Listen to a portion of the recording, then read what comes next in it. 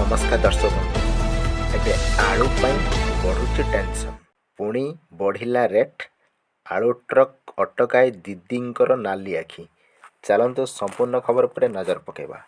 ପୁଣି ଥରେ ଆଳୁକୁ ନେଇ ଚିନ୍ତାରେ ସାରା ଓଡ଼ିଶା। ଓଡ଼ିଶାରେ ପୁଣି ଦେଖିବାକୁ ମିଳୁଛି ଆଳୁର ମହଙ୍ଗା ମାଡ଼। ଓଡ଼ିଶାକୁ ଆସୁଥିବା ବେଳେ ମଝି ରାସ୍ତା ଶହ ଶହ ଆଳୁ ଟ୍ରକକୁ ଅଟକାଇ ଦିଦି ଦେଖାଇଲେ ନାଲି ଆଖି। ତେବେ 3 ଦିନ ହେଲା ଓଡ଼ିଶାରେ ଆଳୁ ସଙ୍କଟ ଦେଖିବାକୁ ମିଳିଲାଣି। ଫଳରେ ଓଡ଼ିଶାରେ ବଢ଼ିଗଲାଣି ଆଳୁ ଦର। ଏଥର ଆଳୁ କିଲୋ 50 ଟଙ୍କାରେ ପହଞ୍ଚି 3 ଦିନ ଭିତରେ ଆଳୁ କିଲୋ 50 ଟଙ୍କା ଛୁଇଁବା ପରେ ଗ୍ରାହକଙ୍କ ମୁଣ୍ଡରେ ପଡ଼ିଲାଣି ଚଡ଼କ। କୋଲକାତାରେ ଆଳୁ ଦର ଉଚ୍ଚା କାରଣରୁ ଓଡ଼ିଶା ଆସିଲା କାଁ ଭାଁ ଟ୍ରକ୍, ଯାହାଫଳରେ ସାଧାରଣ ଲୋକଟିଏ ଆଳୁ କିଣି ଖାଇବା ନେଇ ଚିନ୍ତାରେ ପଡ଼ିଯାଉଛନ୍ତି।